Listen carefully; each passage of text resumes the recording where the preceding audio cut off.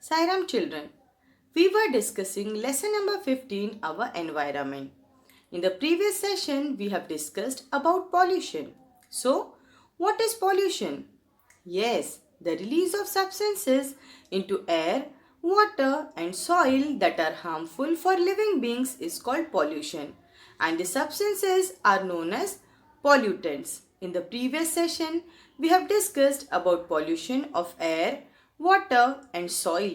We have also discussed about various sources or causes of this kind of pollution and the harm which is caused to the human beings or the environment or other living organisms because of these pollutions. Children, today we are going to discuss about noise pollution. So noise pollution means, children, noise pollution is generally defined as regular exposure to elevated sound. Elevated means a sound which is of high pitch, a very loud sound.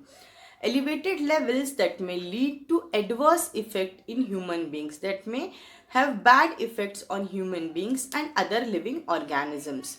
According to the World Health Organization, sound levels less than that of 70 decibels are not damaging to living organisms, regardless of how long or consistent the exposure is. And the sound above 70 decibels is very harmful to the living beings or other animals, to human beings and other animals. Now children, from where does this sound come? Loud noise from vehicles, loudspeakers, machinery, from aeroplanes, etc. It can cause high blood pressure, deafness in people and animals. Living near airports can be very harmful to the ears. Even loud music can cause noise pollution. There are several ways through which the noise pollution can occur. Very loud noises come from various sources which is harmful for the living beings and also other animals. It may cause high blood pressure, deafness, headache, etc. The common sources of noise pollution are airplanes and airports, amplified music, emergency vehicles.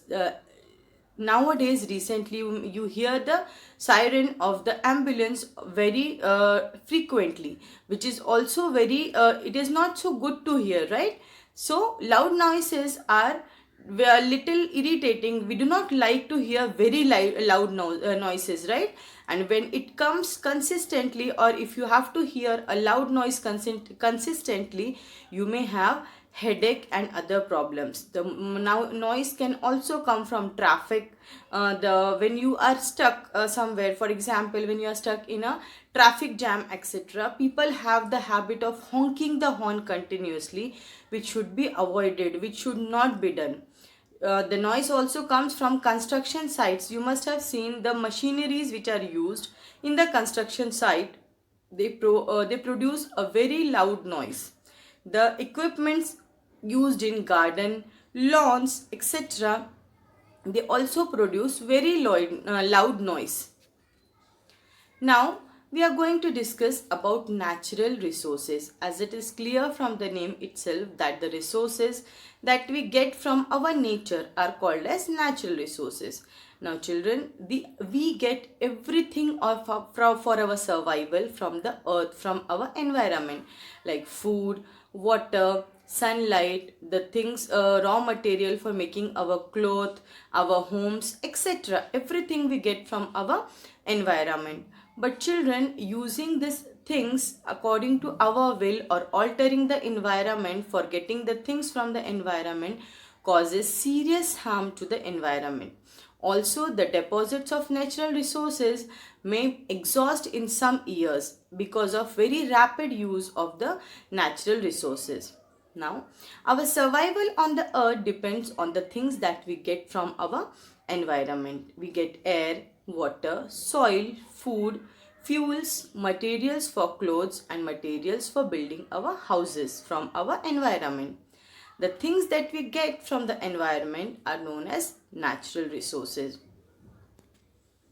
Natural resources are materials or substances produced by the natural environment.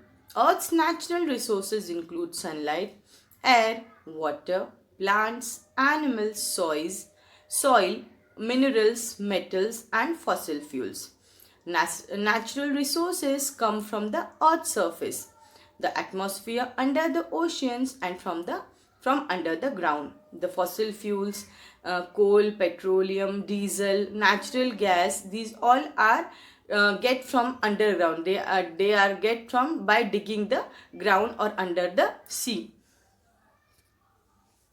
Now we are using more of these natural resources nowadays than we did some years back. Now everybody is having many number of vehicles at home than we used to get few years back.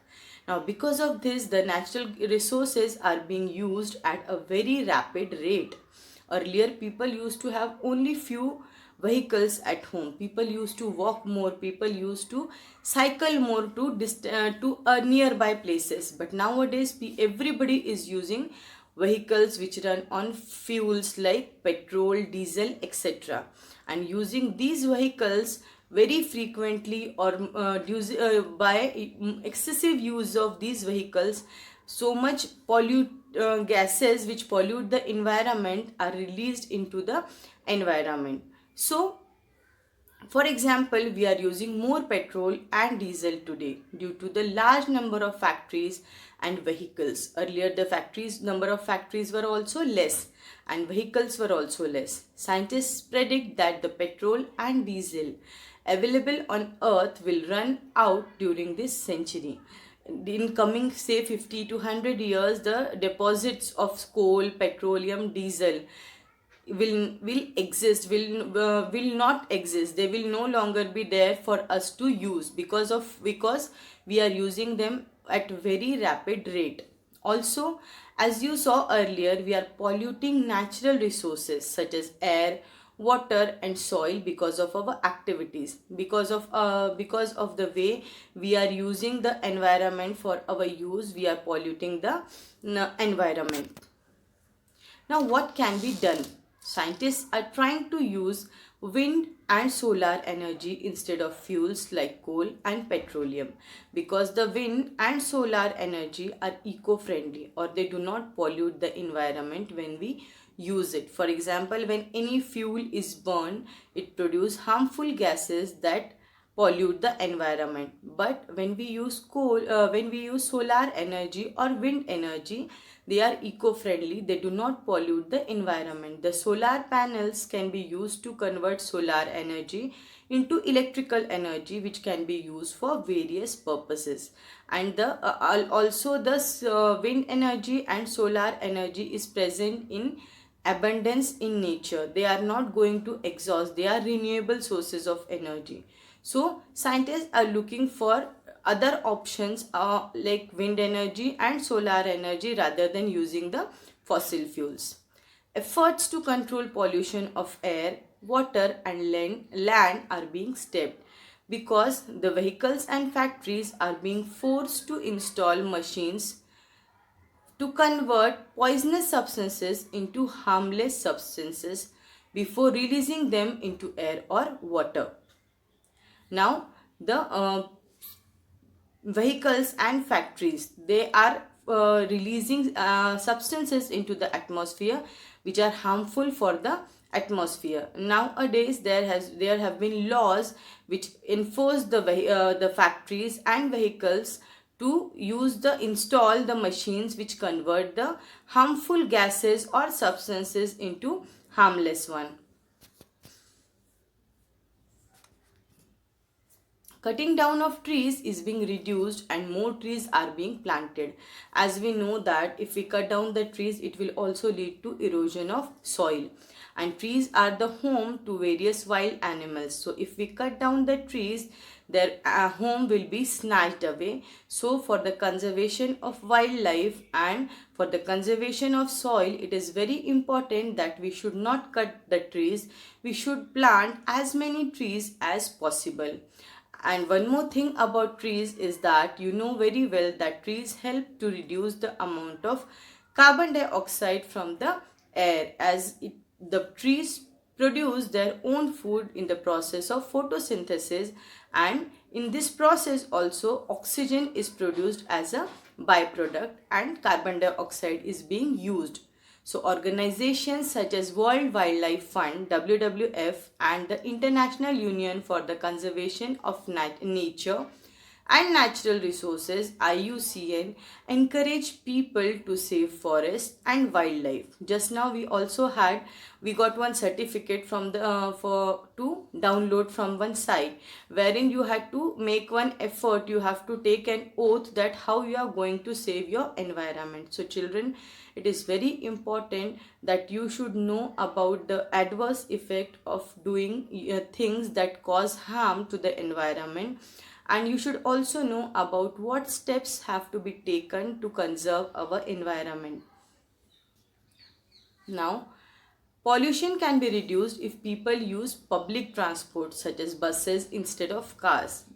Also, people should walk or cycle for short distances instead of using vehicles. In the previous session, we have discussed about carpools, where for going to one particular destination, a one car or one vehicle can be used by more than 2 or 3 people, so that the fuel is reduced, the use of fuel is reduced, and ultimately the release of poisonous substances or smoke into air will also be reduced. Now we have also discussed that when the farmers use wrong practices for farming, for example for using by using pesticides and insecticides, by spraying pesticides and insecticides, by using too much of fertilizers, it harms the environment. So what has to be done? Farmers should be taught safer ways of farming.